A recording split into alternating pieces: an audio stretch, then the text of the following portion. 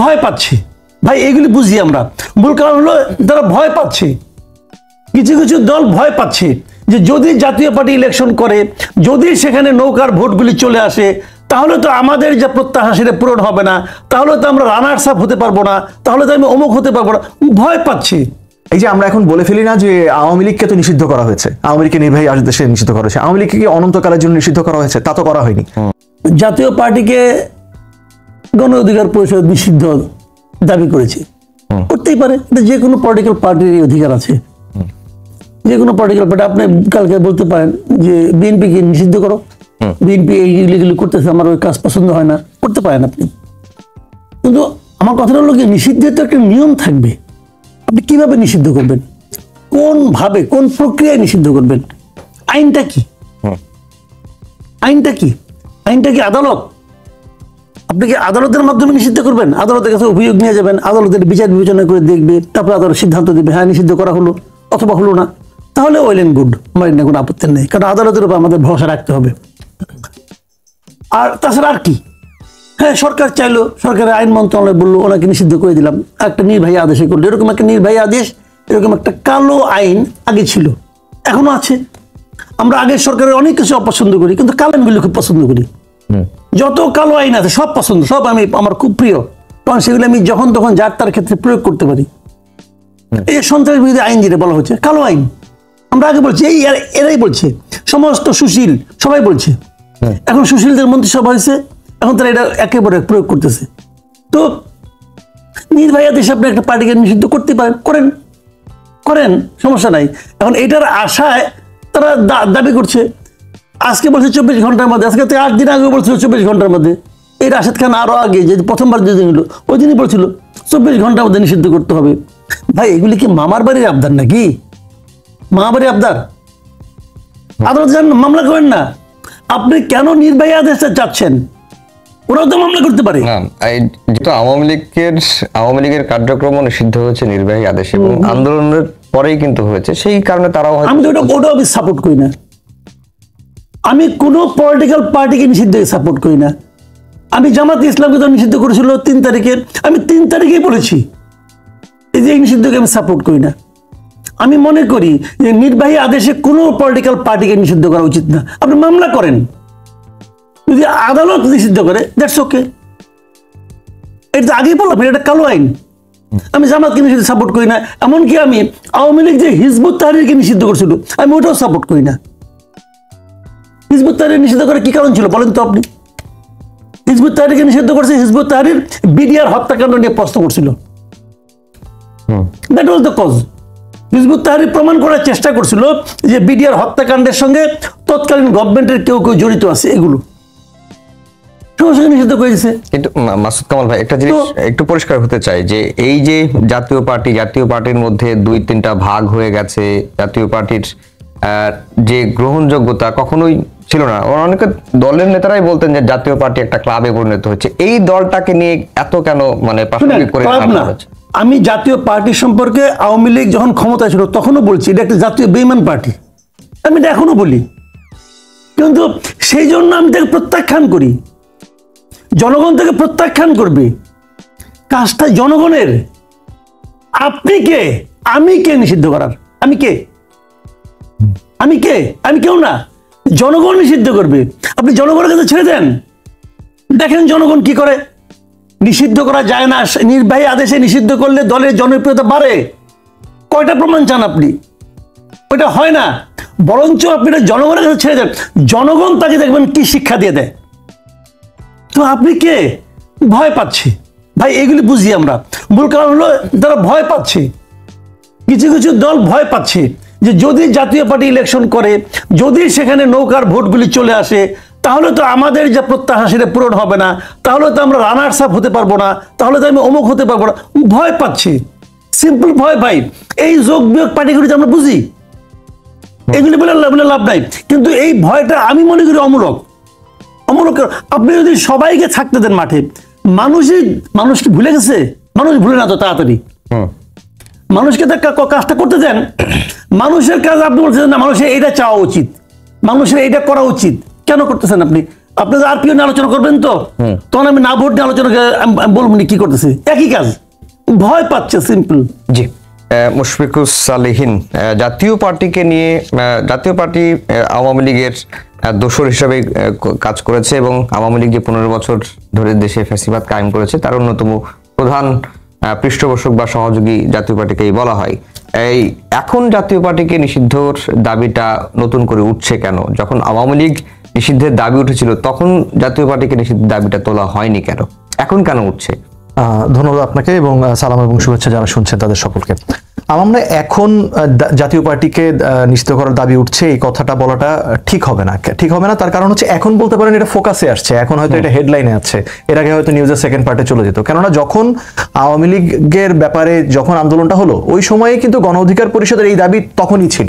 আপনি যদি মনে করতে পারেন রংপুরে জাতীয় পার্টির কার্যালয়ে একটা ঘটনা ঘটেছিল, সেটা কিন্তু গণ অধিকার পরিষদের নেতৃবৃন্দের সাথে জাতীয় পার্টির নেতৃবৃন্দের ঘটনাটা ঘটেছিল। এই ঘটনাটা অনেক দিন ধরেই ঘটছে, এখন এটা একটা বড় ঘটনায় পরিণত হয়েছে। তার কারণ হচ্ছে জাতীয় পার্টির সাথে এই ঘটনায় যে নুরুল হক নূরের উপরে আইন শৃঙ্খলা রক্ষাকারী বাহিনী, পুলিশ এবং সেনাবাহিনী বর্বরভাবে আক্রমণ করেছে এবং সেই আক্রমণ করার ফলে এক ধরনের আশঙ্কা তৈরি হয়েছে যে জাতীয় পার্টিকে কি আসলে এই বিদ্যমান যে এস্টাবলিশমেন্টের কোনো পক্ষ একটু ব্যাকআপ দিচ্ছে কিনা।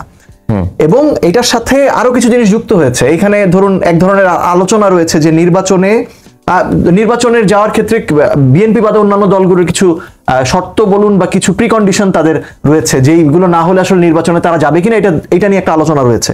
সেটা এনসিপির আমাদের অবস্থান থেকে আমাদের রয়েছে, অন্যান্য দলগুলো জামাত, ইসলামী আন্দোলন তাদের মতো করে রয়েছে। এখন একটা আশঙ্কা তৈরি হয়েছে, তাহলে এখন কি আবার 2018 বা মানে আপনার অতীতের বিভিন্ন ইলেকশনের মতো যদি এই দলগুলো নির্বাচনে না যায় সেক্ষেত্রে কি ওই নির্বাচনকে এক ধরনের বৈধতা দিতে আগে যেমন আওয়ামী লীগের পারপাস সার্ভ করতে জাতীয় পার্টি আসতো, এখন কি আবার সেইটা জাতীয় পার্টি করবে কিনা? এবং সেই জন্যই কি আসলে কেউ সেটা আমাদের পলিটিক্যাল এস্টাবলিশমেন্ট হোক বা আমাদের যেই ওভারঅল অ্যাডমিনিস্ট্রেটিভ বা অন্যান্য যে এস্টাবলিশমেন্ট তারা কেউ কি আসলে দিচ্ছে কিনা, এইটা প্রশ্ন তৈরি হয়েছে। এটার কারণটা হচ্ছে নুরুল হক নূর, যিনি গণ অভ্যুত্থানের একজন অন্যতম নেতা, যিনি গত 15 বছর ফ্যাসিবাদ বিরোধী আন্দোলনের অন্যতম নেতা এবং সর্বশেষ ডাকসুর নির্বাচিত ভিপি, সেই ব্যক্তির উপর যখন এভাবে আক্রমণ করা হয় তখন এই প্রশ্নটা আসলে উঠে যায়, একটা সন্দেহ তৈরি হয়। এবং আমরা যে ভিডিওটা দেখেছি সেই ভিডিওটা দেখেও কিন্তু আসলে একটু আমাদের আশঙ্কাটা তৈরি হচ্ছে। কিন্তু এর বাইরে আরেকটা যেটা হচ্ছে মাসুদ কামাল ভাই যেটা বলছিলেন, এই জায়গায় আমার একটা প্রশ্ন হচ্ছে, ধরুন সাকিব আল হাসান যখন ম্যাচ ফিক্সিং এর কারণে ওনাকে কিছুদিন ক্রিকেট খেলা থেকে বন্ধ রাখা হলো, মানে তখন কি ওই আইসিসি বলেছিল যে বিসিবি ডিসিশন নিবে যে যেই লোক ম্যাচ ফিক্সিং করে বা স্পট ফিক্সিং করে তাকে দলে রাখবে কি রাখবে না? তখন তো আইসিসি ডিসিশন দিয়ে দিয়েছিল যে ও ম্যাচ ফিক্সিং করেছে, ওকে কিছুদিন খেলা রাখা যাবে না। মোহাম্মদ আশরাফুল সেম ঘটনা। জাতীয় পার্টি এই ম্যাচ ফিক্সিং, নির্বাচন কেন্দ্রিক খেলায় ম্যাচ ফিক্সিং এ গত 15 বছর ধরে যুক্ত ছিল। তো তাদের ব্যাপারে একটা, কিন্তু আপনাদের ধারণা যে আগামী নির্বাচনেও জাতীয় পার্টি ম্যাচ ফিক্সিং এর একটা পার্ট হতে পারে, এই সংখ্যাটা তো রয়েছেই, সেটা আমি শুরুতে বললাম। সেকেন্ড বিষয় হচ্ছে যে আপনার অতীতে যে ম্যাচ ফিক্সিং হয়েছে সেই ম্যাচ ফিক্সিং এর একটা বিচার হতে হবে। প্লাস জাতীয় পার্টি আমরা পরিষ্কারভাবে জানি 2014 সালে সুজাত সিং বাংলাদেশে আসলেন, তিনি জিএম কাদের নির্বাচনে যাবেন না, কিন্তু জাতীয় পার্টির সাথে বৈঠক করা হলো, তারপরে তিনি নির্বাচনে গেলেন। 2024-এর ব্যাপারে আমরা এখন যেটা শুনতে পাচ্ছি যে 2024-এর আগে জাতীয় পার্টি যে আওয়ামী লীগ বিরোধী কথাবার্তা বলতো, এটা ছিল সিট নেগোসিয়েশন, এবং উনি ভারত থেকে ফিরে বললেন যে কি বলেছে সেটা আমি বলতে পারবো না ভারতের অনুমতি ছাড়া। এবং জাতীয় পার্টির এই জিএম কাদেরের সম্ভবত ভাইয়ের ছেলে, তিনি এমন একটা আর্টিকেল লিখেছেন নেত্র নিউজে যে তাকে দল থেকে বহিষ্কার করা হয়েছে কারণ অন্য একটা প্রতিবেশী দেশের এম্বাসি থেকে বা হাই কমিশন থেকে এই নির্দেশনা জিএম কাদেরকে দেওয়া হয়েছে। অর্থাৎ এমন একটা দল রাজনীতি করছে বাংলাদেশে, রাজনীতি করার কথা বাংলাদেশের মানুষের জন্য, কল্যাণের জন্য, তারা আসলে অন্য আরেকটা দেশের পারপাস সার্ভ করছে, বাংলাদেশের রাজনীতি করতেছে। এই দল তো বাংলাদেশের সার্বভৌমত্বের জন্য হুমকি। এবং লাস্টলি আপনার যদি আমরা ভাবি যে কথাটা বিভিন্ন সময় আমরা মাসুদ কামাল ভাই বা অন্য আরো অনেকজনকে বলতে শুনি, সেটা হচ্ছে যে যদি কোনো অপরাধী না এমন কোনো ব্যক্তি যদি জাতীয় পার্টির হয়ে নির্বাচন করতে আসেন তাহলে আপনি কেন তাকে বাধা দিবেন? হ্যাঁ, খুব ভালো কথা, খুব সুন্দর কথা, আমরা এটাতে এগ্রি করি। জাতীয় পার্টির হয়ে এখন যারা সামনে আসছেন তারা কি আসলে খুব নিরীহ একজন ওই যে দেশবন্ধু পল্লী বন্ধুর আদর্শে বিশ্বাসী কোনো ব্যক্তি এসে এখন জাতীয় পার্টির রাজনীতি করছেন? যে আজকে বক্তব্য ব্রিফিং করেছেন কে? শামীম হায়দার পাটোয়ারি। উনি কে? উনি শেখ হাসিনার মনোনীত প্রার্থী, তার পোস্টারে লেখা থাকতো নৌকা এবং আওয়ামী লীগের মনোনীত প্রার্থী। ওনারা তো সেই ম্যাচ ফিক্সিং এর অন্যতম কুশীলব। এখন জাতীয় পার্টির অন্য অংশকে জিএম কাদের, সেই জিএম কাদেরকে আমরা সবাই জানি। তো যদি এমন হতো যে আসলে তৃণমূল পর্যায় থেকে ফ্রেশ কোন লোক এসে বলছে যে জাতীয় পার্টি অতীতে যা করেছে আমরা আসলে দুঃখ প্রকাশ করি, জিএম কাদের, শামীম হায়দার পাটোয়ারিরা তারা দেশের সাথে প্রতারণা করেছে, জনগণের সাথে প্রতারণা করেছে, তাদেরকে আমরা ছুড়ে ফেলতেছি, আমরা জাতীয় পার্টি প্রকৃত বাংলাদেশপন্থী রাজনীতি করব, আপনারা আমাদের রাজনীতি করার সুযোগ দেন, তাহলে আমরা ভাবতে পারতাম যে তাদের সাথে এক মঞ্চে দাঁড়িয়ে আমরা রিকনসিলিয়েশনে যে ওই নির্বাচনে যাব কিনা। এই কোনো কিছুই তো হয়নি, না হয়ে এখন আমার প্রশ্নটি হচ্ছে একটা দল নিষিদ্ধ হবে কি না, রাজনীতি করতে পারবে কিনা, এই সিদ্ধান্ত তো জনগণ নেবে। এই জায়গায় কিছুটা আমি ওনার সাথে এগ্রি করি। সেটা হচ্ছে দেখেন, এই যে আমরা এখন বলে ফেলি না যে আওয়ামী লীগকে তো নিষিদ্ধ করা হয়েছে, আওয়ামী লীগকে নির্বাহী আদেশে নিষিদ্ধ করা হয়েছে, আওয়ামী লীগকে কি অনন্তকালের জন্য নিষিদ্ধ করা হয়েছে? তা তো করা হয়নি। আওয়ামী লীগের বিচার সম্পন্ন হওয়ার আগ পর্যন্ত তারা যাতে ওই বিচারিক কার্যক্রমে ঝামেলা তৈরি না করতে পারে, সেই কারণে আপনি প্রজ্ঞাপনটা আমি একটু আগে আবার পড়ে দেখলাম, সেই কারণে আওয়ামী লীগের দলীয় কার্যক্রম মানে নিষিদ্ধ করা হয়েছে ফর দ্য টাইম বিং, এই বিচারের আগ পর্যন্ত। কিন্তু আমরা মুখে বলে ফেলি না যে নিষিদ্ধ করা হয়েছে। তো রাজনৈতিক দল যখন রাজপথে তার দাবি তুলবে, সে তো দাবি তুলবে, নিষিদ্ধ করেন। সরকারের দায়িত্ব হচ্ছে সরকার কোনটা যৌক্তিক উপায়, সেই যৌক্তিক উপায় বের করবে। তো সরকার যদি বলে যে হ্যাঁ আমি ওদের বিচার করব, বিচার করার পরে সেটা কোর্ট যদি একটা স্টে অর্ডার দেয় বা ইনজাংশন দেয়, অথবা ওই আওয়ামী লীগের মতো অনুসরণ করে সরকার যদি বলে যে যতদিন বিচার হবে ততদিন তার কার্যক্রম বন্ধ থাকবে, এরকম একটা উপায় সরকার যেতেই পারে। কিন্তু যারা দাবি তুলছে, এবং বুঝতে হবে যে যারা দাবি তুলছে তাদের মধ্যে তাদের শীর্ষ নেতা হসপিটালে কিছুদিন আগ পর্যন্ত আইসিইউতে ছিলেন, তারা তো একটু অতিরিক্ত উত্তেজিত হয়েই আছেন। সো আমি লাস্ট যেটা আমি জানতে চাচ্ছি সেটা হচ্ছে, আমাদের যারা জাতীয় পার্টির রাজনৈতিক অধিকারের পক্ষে কথা বলেন, তারা কি কখনো জাতীয় পার্টির ওই নেতাদেরকে বলেন যে আপনারা জাতির কাছে ক্ষমা চেয়ে তারপরে এসে এখন বাংলাদেশের রাজনীতি নিয়ে কথা বলবেন? তারা সেটা বলেন না। তারা শুধু বলেন জাতীয় পার্টির রাজনীতি করার অধিকার থাকা উচিত, কিন্তু তারা এটা বলেন না জাতীয় পার্টিকে কিভাবে কোন প্রক্রিয়ায় নিজেদেরকে পাপ মোচন করে তারপরে রাজনীতির প্রক্রিয়ায় ফেরা উচিত।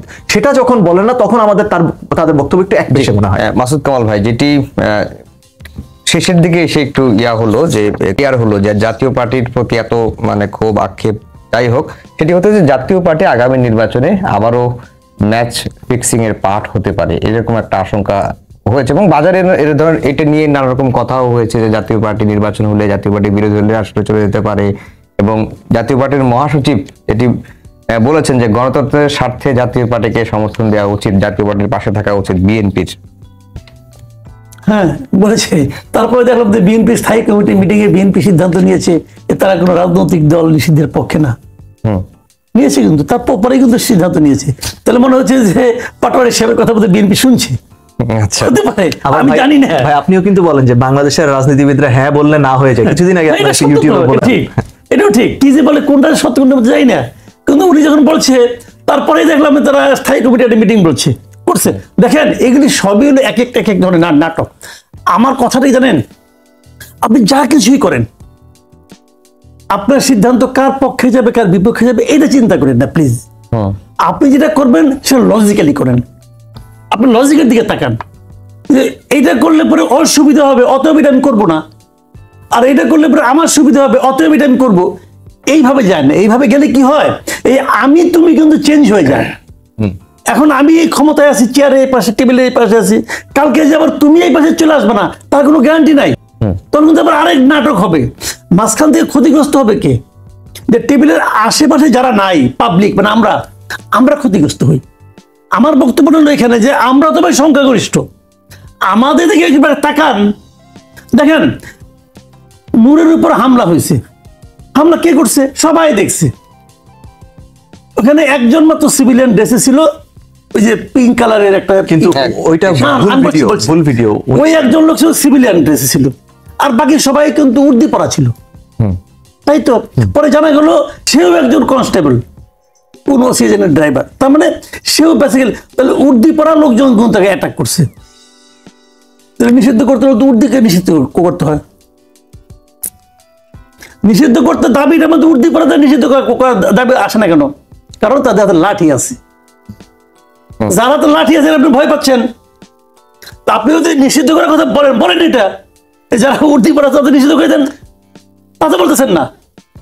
যারা আপনি মারতে গেছিলেন তাদের মারতে পারেন নাই বলে তারা নিষিদ্ধ করতে বলতেছেন, এটা তো হলো না রে ভাই। আমার কথা হলো কি, আপনি নিষিদ্ধ দাবি তুলেন, আমার কোনো আপত্তি নাই, তুলেন, আপনি আইনগতভাবে তুলেন, আপনি আদালতের কাছে যান, যে বলেন যে এই অপরাধ করেছে, অতএব এই অপরাধের জন্য তাকে নিষিদ্ধ করা উচিত। আদালত যদি সবকিছু বিচার করে বলে হ্যাঁ আমি নিষিদ্ধ করলাম, আদালত যদি বলে যে যতদিন এই মামলা চলবে ততদিন তুমি ডান দিকেও তাকাতে পারবে না, বাম দিকেও তাকাতে পারবে না, ওকে ফাইন। আওয়ামী লীগের যে সিদ্ধান্তটা হয়েছে আওয়ামী লীগের ব্যাপারে, এটাকে আদালত বলছে? বলে নেই তো। নির্ভয়া দেশে বলা হয়েছে যতদিন এই মামলা চলবে ততদিন তুমি কোনো কথা বলতে পারবে না, ততদিন তুমি মিছিল করতে পারবে না, মিটিং করতে পারবে না, কোনো রাজনৈতিক কর্মকাণ্ড করতে পারবে না। তো নির্বাচন তো একটা ভেরি মাচ পলিটিক্যাল অ্যাক্টিভিটিস, সেই নির্বাচন করতে পারবে না। তো এই সিদ্ধান্তকে আদালত দিল না তো।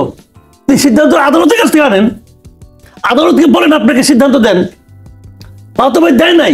শুনেন, সরকারের এই সমস্ত সরকার দিয়েছে। সরকার কিভাবে দিয়েছে? নির্ভয়া দেশে দিয়েছে। এটা সরকারের এখতিয়ার না। সরকার তো আদালতের কাছে যেতে পারতো, যেমন আমরা যেতে দেখলাম পারতো, যায়নি তো। আইসিটিতে। হ্যাঁ, সেটা তো যাওয়া উচিত ছিল। সেটা সরকার আমি তো এটাই বলছি, জি। সরকার তো আদালতের কাছে যেতে পারতো। ভাই আমার এটা ব্যাপারে আমি একটা ঝামেলা আছি, আপনি আবার একটা সিদ্ধান্ত দেন। জনদাবি উঠছে এই দলগুলোকে নিষিদ্ধ করার জন্য, আপনি বলেন আপনি কি করবেন, আপনি নিয়ে যান, নিয়ে আসেন। আপনার হাতে এত ক্ষমতা, আপনি নিজেকে এত ক্ষমতাবান মনে করেন, আপনি মনে করেন আমার কোনো নিয়ম মানার দরকার নাই, আমি যা বলবো তাই আইন, আমি করে দিলাম। এই যে ক্ষমতার যে প্রয়োগটা, ইহাকে বলা হয় ক্ষমতার অপপ্রয়োগ। এই অপপ্রয়োগ করে আপনি কি করতেছেন? আপনি একটা এক্সাম্পল ক্রিয়েট করতেছেন। এই এক্সাম্পলটা ভালো এক্সাম্পল না, আমি সেই কথাটাই বলছি। আপনি যখন আদালতের মাধ্যমে আসবেন, আমার কোনো বক্তব্য নেই। আদালতে অনেক রায় আছে, পছন্দ হয় না। বিএনপির বিরুদ্ধে অনেক রায় হয়েছে আওয়ামী লীগের আমলে, আদালতে হয়েছে না? এখন দেখুন সব বাতিল হয়ে যাচ্ছে, হচ্ছে তো। তাও আমি মানবো যে আদালত তো বলছে ভাই, আপনি যে একটা জায়গায় তো আপনি মানবেন, আমি আদালতকে মানতে চাই, বিচার বিভাগকে মানতে চাই। একটা জায়গায় মানলাম যে ঠিক আছে। আমরা মাঝে মাঝে বলি না যে খুব গরম পড়ছে, যে আল্লাহ কি দেখেন আমাদের এত কষ্ট? তো আমরা কি আল্লাহকে চ্যালেঞ্জ করি? আমরা কিন্তু আল্লাহকে চ্যালেঞ্জ করি না, আমরা আমাদের কষ্টের কথা ইনফর্ম করি। তো আমরা কিন্তু আদালতকে চ্যালেঞ্জ করছি না, মানে আমি বলছি আদালত বলুক, করি আমরা। মন খারাপ হবে, মন খারাপ করবো, অসুবিধাটা কি আছে? দুঃখ করবো, কিন্তু মেনে নেব। এখনো মানি, এখনো কিন্তু আইন মানি। সরকার নির্ভয়া দেশে করছে, সরকার আইন তো আছে, কালো আইন হোক, খয়েরি আইন হোক, আইন একটা আছে, সেটা আইনের মাধ্যমে করছে। এই আইনটা আমি পছন্দ করি না, কিন্তু আমি আইনটা অমান্য করি না। আমি তো বলি না যে আওয়ামী লীগকে মিছিল করতে দিতে হবে, এটা আমি বলি না। আমি কেন বলবো এটা? কারণ এটা তো আইনের বাইরে। সেই আইনটা ঠিক আছে, আইন খারাপ, যতক্ষণ পর্যন্ত আইন আছে চলবে। কিন্তু আমার বক্তব্যটা হলো কি, পলিটিক্যাল পার্টিগুলো সিদ্ধান্ত নিতে পারে, বলতে পারে, চাইতে পারে, দাবি করতে পারে। পলিটিক্যাল পার্টি অনেক দাবি করতে পারে, কোনো সমস্যা নেই। এই দাবি নিয়ে আমার কোনো বক্তব্য নাই। আমার খালি বক্তব্য হলো যে মবটা আপনি কেন করতে দিচ্ছেন? আমার দাবি খালি এটাই। আপনি জাতীয় পার্টি নিষিদ্ধ চান, সারাদিন চান, আগুন ধরেন কেন ভাই? আপনি নূরকে মব করতে দিবেন না, আটকান। গায়ে আঘাত করলেন কেন? আমি কিন্তু নূরের গায়ে আঘাত করার সমর্থন করছি না, কিন্তু যারা আঘাত করেছে প্রত্যেকটা লোককে চিহ্নিত, সবার ছবি আছে এখানে, উদিপরা হোক আর না হোক, সবার ছবি আছে। প্রত্যেকটা লোককে বিচারের আওতায় আনতে হবে। আনেন না কেন? তখন আপনার হেডম থাকে কোথায়? হ্যাডমটা মনে হয় কম সেক্ষেত্রে। তাহলে করেন না কেন? আপনি গভর্নমেন্ট, আপনাকে দেশ চালাতে দিছি না, আজকে আপনি দেশ চালান। আজকে আবার রাজবাড়িতে যেটা হলো, যে মাজারে হামলা হয়েছে, একজন লাশ তুলে সেই লাশে আবার আগুন দেওয়া হয়েছে, রাজশাহীতে খানকা। যারা করেছে তাদের বিচারের আওতায় আনছেন না কেন আপনি? দেখেন এ পর্যন্ত, যত ঘটনা ঘটছে এ পর্যন্ত, আমরা যদি মব বলি, যেটাকে মব বলা হয়, সে কোনো একটা মবে কোনো বিচার হয়েছে? কোন একটা বিচার হয়েছে? কতগুলিকে থামানো হয়েছে, কিন্তু দৃষ্টান্তমূলক এমন একটা বিচার কি হয়েছে যেটা দেখে পরবর্তী সময় মব প্রায়ীরা ভাববে এটা করা ঠিক না? যাদের উপর মব অ্যাটাক হয়, আপনি আক্রান্তকে ধরে নিয়ে যান, বলেন যে আক্রান্ত। আমি ইন্টারেস্টিং কি দেখেন, এই যে ডিয়ার উথিয়াতে ধরা হলো কতগুলো লোককে, লতিফ সিদ্দিকী, পান্না, সাংবাদিক পান্না, অথবা আপনার কার্জনকে ধরা হলো, প্রফেসর কার্জনকে ধরা হলো, হলো না? এফআইআর কপি দেখছেন আপনি? আমি এফআইআরটা পড়ছি। ওই এফআইআর মধ্যে লেখা হয়েছে যে লতিফ সিদ্দিকী কি কি বলেছে। একজন পুলিশের এসআই কিন্তু এফআইআর করছে। আচ্ছা, লতিফ সিদ্দিকী কি কি বলছে? ইন্টারেস্টিং হলো, লতিফ সিদ্দিকী উনি একটা কথাও বলে নাই, তার টার্নই আসে নাই। একমাত্র হাফিজুর রহমান কার্জন ছাড়া ওখানে আর কোনো বক্তৃতাই করে নাই, আর আয়োজকদের দু একজন বক্তৃতা করছে। তো লতিফ সিদ্দিকীর মুখ দিয়া এই যে অনেকগুলি বক্তব্য এসআই সাহেব শুনলেন, উনি কি লতিফ রহমান মানে সরি লতিফ সিদ্দিকীর মগজের মধ্যে ঢুকছিলেন? উনি কেমন লেখলেন? তারপরে সেই মামলায় লতিফ সিদ্দিকী জামিন হয় না, হয় না তো। তারপরে আদালত দিছে কি, আর মন খারাপ করে শুনি যা, ঠিক আছে আমাদের কলিগ পান্নার জামিন হয় না, শুনি পান্না ওখানে কিছু একটা কথাও কয় নাই, সেটা কেন ষড়যন্ত্র করছে? আরে ষড়যন্ত্র কেউ প্রকাশ্যে করে? গোল টেবিল বৈঠক করে কেউ ষড়যন্ত্র করে? জি, মুশফিকুর সালেহীন, যেই বিষয়টা হচ্ছে যে জাতীয় পার্টি এবং 14 দল, এই দলগুলো নিষিদ্ধ হলেই কি সকল সমস্যার সমাধান হয়ে যাবে কিনা, যারা আওয়ামী লীগকে এতদিন ধরে সহযোগিতা করে আসছে, বা এই দলগুলো নিষিদ্ধ হলেই কি আওয়ামী লীগের যে পুনর্বাসনের যে অভিযোগ যে জাতীয় পার্টি আওয়ামী লীগকে পুনর্বাসন করছে বা করতে পারে, সেগুলো সেই পথটাও কি বন্ধ হবে কিনা? দেখুন, সকল সমস্যার সমাধান তো হবে না, কিন্তু যারা যারা যেটা ডিজার্ভ করে, হ্যাঁ, সেটা তো হওয়া উচিত, জাস্টিস তো হওয়া উচিত। এখন সেইটা নিয়ে প্রক্রিয়াগত আমি যেটা বুঝলাম যে মানে কোন প্রক্রিয়ায় করা হচ্ছে সেটা নিয়ে মাসুদ কামাল ভাইদের বক্তব্য রয়েছে, কিন্তু জাতীয় পার্টি যে একটা ইভিল ফোর্স, মানে জাতীয় পার্টি অ্যান্টি ডেমোক্রেটিক ফোর্স বাংলাদেশে, এটা নিয়ে তো আসলে কথা বলার সুযোগ নেই। এখন তাকে কি আপনি বিচারিক প্রক্রিয়ায় তার ব্যাপারে ব্যবস্থা নেবেন, নাকি অ্যাডমিনিস্ট্রেটিভলি একটা আপনি নির্বাহী আদেশ দিবেন, সেটা নিয়ে আলোচনা হতেই পারে। কিন্তু এখন ধরুন তারপর আপনি বলছেন সমস্যার সমাধান না, সমস্যার সমাধান হবে না, কেননা আপনার অ্যাডমিনিস্ট্রেশনের ভিতরে আওয়ামী লীগের যে সেট আপ ছিল সেই ব্যক্তিগুলো তো রয়েছে এবং সেই প্রবণতা রয়েছে। মিলিটারি এস্টাবলিশমেন্টের ভিতরে কি সেই প্রবণতা নেই? এখন আমরা তো রাষ্ট্রপতি যে শাহাবুদ্দিন চুপ্পু, তার ব্যাপারেই তো কোনো ব্যবস্থা নিতে পারলাম না। যেই অলিগার্করা ওই 2 বা 3 আগস্ট দাঁড়িয়ে বিটিভিতে যেটা লাইভ দেখাচ্ছিল শেখ হাসিনার পক্ষে যারা বক্তব্য দিয়েছেন, তাদের ব্যাপারে কোনো ব্যবস্থা নেওয়া গেছে? নেওয়া তো যায়নি। সো ওই আওয়ামী লীগকে টিকিয়ে রাখার যেই সেট আপ ছিল সবই আছে, এবং এই প্রতিটা বিষয়ে আপনি ব্যবস্থা নিতে গেলে নানা ধরনের প্রতিবন্ধকতা সরকার ফেস করছে। যে ভাই বলছেন যে সরকারের আসলে সেই ব্যাপারে ব্যবস্থা রয়েছে কিনা বা হ্যাডম রয়েছে কিনা, সরকার তো আমরা দেখতে পাচ্ছি যে সরকার একদিকে হচ্ছে এই সরকার না পারছে রেভলিউশনারি অ্যাক্ট করতে, কারণ তখন তাকে বলা হচ্ছে সে বেআইনি কাজ করছে। আবার সরকার না পাচ্ছে প্রথাগত উপায়ে ব্যবস্থা নিতে, তার কারণ হচ্ছে এই প্রথাগত উপায়ে ব্যবস্থা নিতে গেলে ওই সিস্টেমের ভিতরেই অনেক রকম গলদ রয়েছে যারা এই ব্যবস্থাগুলো আটকে দিচ্ছে। ধরুন গুণ কমিশন, এই গুণ কমিশনের কার্যক্রমের অগ্রগতি সম্পর্কে আমরা তেমন কিছু জানি? আমরা তো জানতে পারছি না আসলে কি কতদূর আগালো, কেন আগাতে পারছে না। ধরুন যে এই যে র্যাবের ভিতরে যারা মানবাধিকার হরণের জন্য যারা দায়ী ছিলেন, তাদের ব্যাপারে আমরা কি কথা বলতে পারছি? যেমন আমরা উর্দি পরাদের কথা বলেন, আমরা তো আসলে কথা বলতে পারি না। র্যাবের যারা ক্রসফায়ার, গুম, খুনের সাথে যুক্ত ছিলেন, আয়নাঘর যারা বানিয়েছিলেন, তাদের নাম তো আমরা শুনতে পারি। 2 দিন আগে আমরা দেখলাম পিলখানা নিয়ে সংস্কৃতি মন্ত্রণালয়ে একটা ডকুমেন্টারি প্রচার করলো, কিন্তু ওই পিলখানা হত্যাকাণ্ডে তারা পরিষ্কারভাবে বলছেন যে কিভাবে আর্মির ভিতরে কিছু মানুষ, কিভাবে তৎকালীন প্রধানমন্ত্রী থেকে শুরু করে মন্ত্রী, এমপিরা এই কাজে যুক্ত ছিলেন। আমরা কি সেই পিলখানা হত্যাকাণ্ডের বিচারগুলো করতে পারছি? আমরা তো দেখছি না। এখন ওই লোকগুলা কোথায়? ওই লোকগুলা বাংলাদেশেরই কোথাও না কোথায় রয়েছে, এবং এই লোকগুলা বাংলাদেশের সবচেয়ে পাওয়ারফুল গোষ্ঠীর পার্ট, এবং সবাই তো কারো না কারো বন্ধু, যে কারণে তাদের বন্ধুরা তাদেরকে সেভ করতে চায়, বিভিন্ন উপায়ে সেভ করতে চায়। যে কারণে এই যে আওয়ামী লীগ পুনর্বাসনের যে ভয়টা, এটা ভাই যেটা বলছেন অমূলক, সেটা অমূলক না। আজকেও ঢাকায় 3 জায়গায় আওয়ামী লীগের মিছিল হয়েছে। সো এই বিষয়গুলোকে এত সহজভাবে দেখলে হবে না, এবং এইটার পাশাপাশি এমন একটা মানে নতুন উদীয়মান পরাশক্তি বিশ্বের তার পাশে রয়েছে, তারা এই একটা পলাতক গোষ্ঠীকে তাদের দেশে কার্যালয় খুলে রাজনীতি করার সুযোগ দিচ্ছে। তো এই আশঙ্কাটা তো আমাদের মধ্যে থেকেই যাবে।